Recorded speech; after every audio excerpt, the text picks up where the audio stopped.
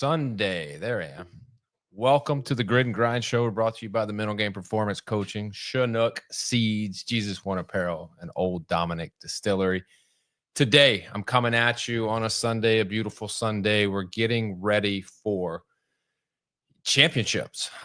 You've got the Eastern Conference Finals, you got the Western Conference Finals, you got Ringer Point Tournament, but inevitably next Saturday, the 23rd in Kissimmee, Florida, United Grid League is going to crown its 2025 champion. It's going to be awesome. It's going to be sweet. But today, we're bringing at you the regular season finale of the power rankings. Something that people have been asking for, been looking for. I was waiting to drop this just because, we wanted to have really just some anticipation, some build up moving into this championship. So I'm dropping it today, a week to talk about it, a week for everybody to get pissed off, a week to add a little fuel to the fire. That way, when I get on the grid and start talking to some of these athletes, they have some stuff to talk to me about. But with that, it's one of those things this week where obviously you kind of get an idea of who's going to be at the top of the power rankings and who's going to be at the bottom. There's 4 at the bottom, 4 at the top. And I mean, if you've been in the grid space this year and you've been a part of it, you know that the bottom part of this bracket or these power rankings is going to be the teams that aren't in the playoffs. And then the top 4 are going to be the teams that are in it.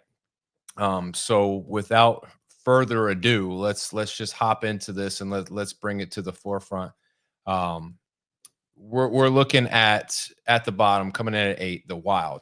Wild had a tough season. Talk to Dan Jackson. You know, when you have injuries that to key people that kind of force your hand and force you to kind of do some things that are out of the norm, it's really hard, especially when you only got 4 matches in a regular season and you have people who are injured for the majority of those. It's really hard.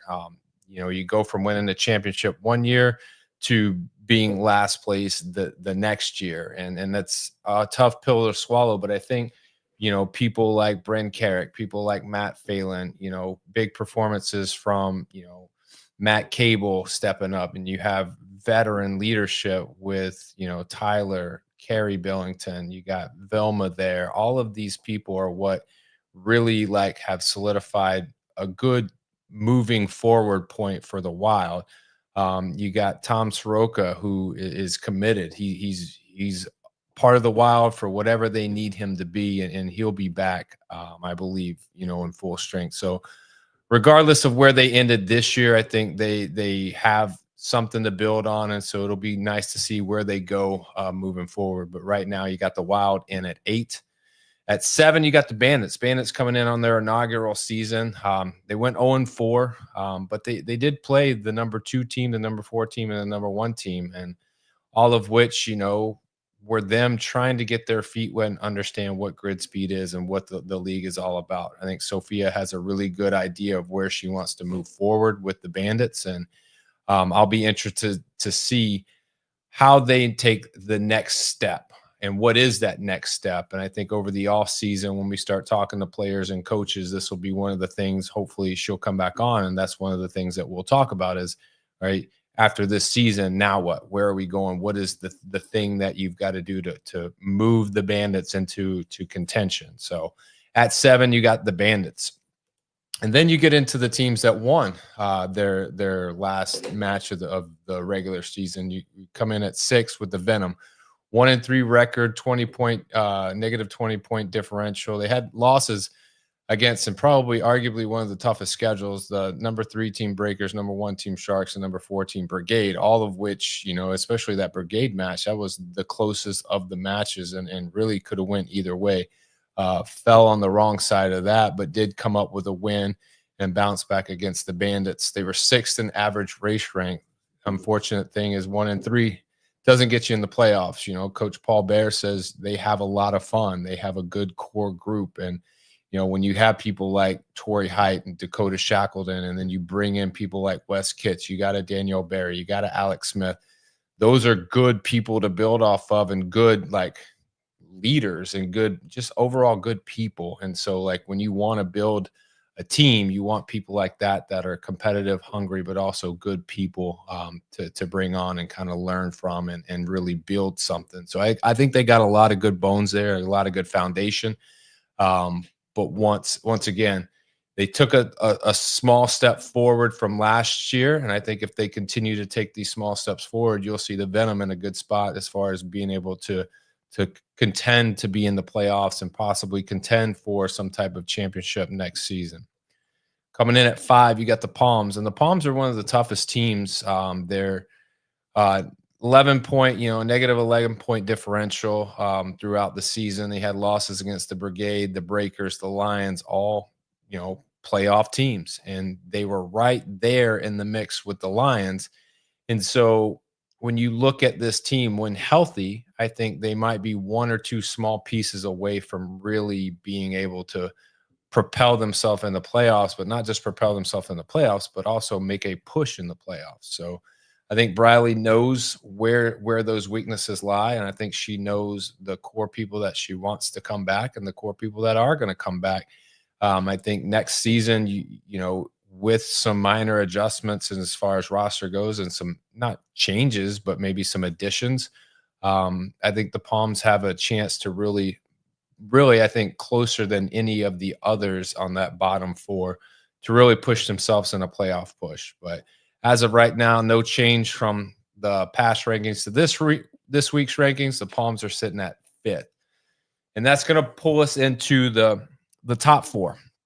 And these are the playoff teams. And last week you got to see in Dallas really a lot of these teams go head to head. And so when people ask me about power rankings and how I structure these things and how I come up with it, it's a lot harder to calculate the power rankings when there's no head-to-head matchups.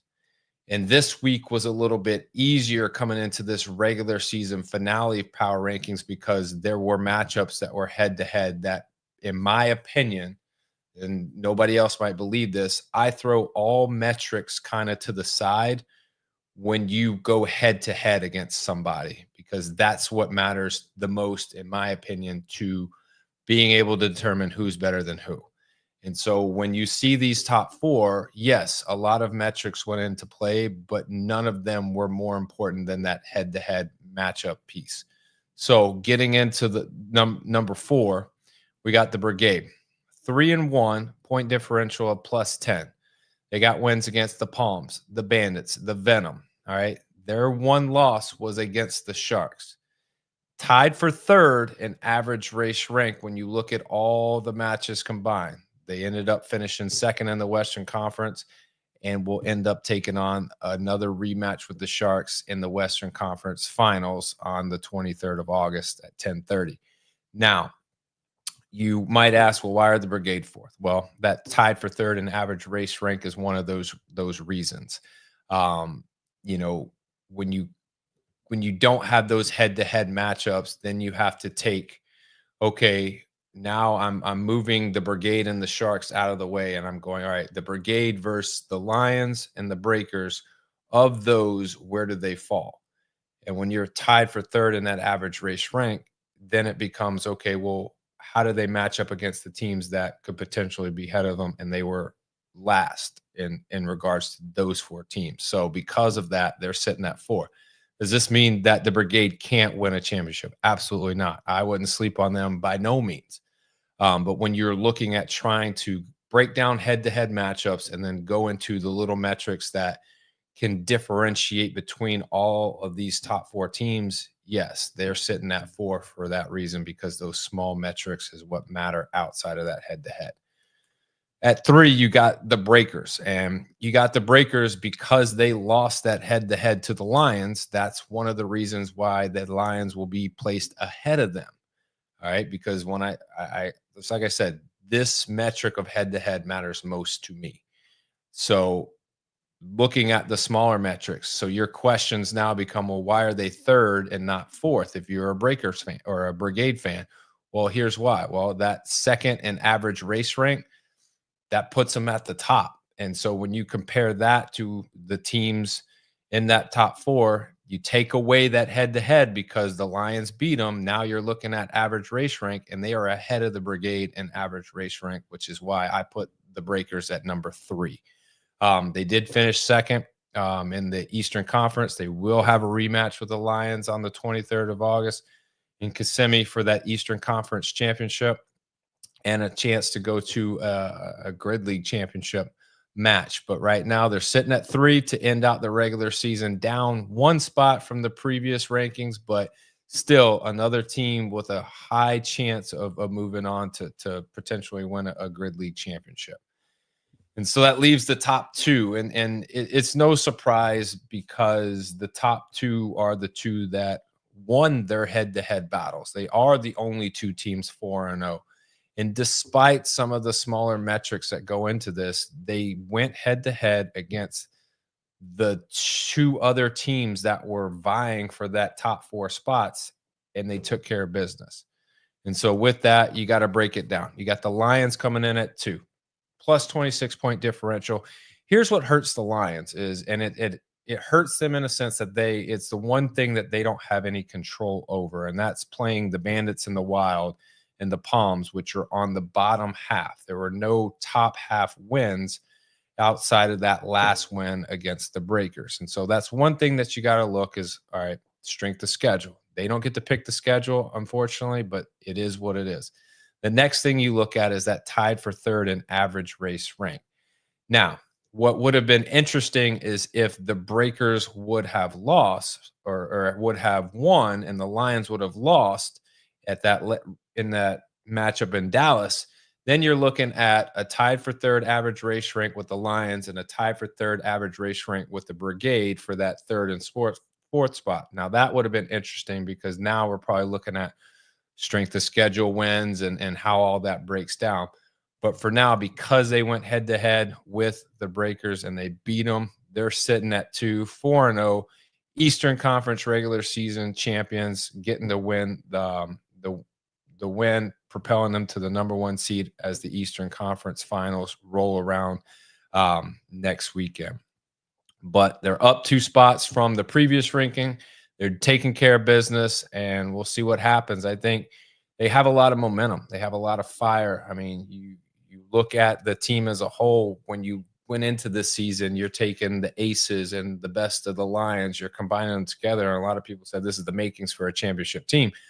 And yet it could be. But still, there's this big matchup with a team that can and has potential and almost did beat them in Dallas. So they can't sleep on it. They can't just go, well, we beat them already, we're going to be able to take care of business, it's not going to be a problem.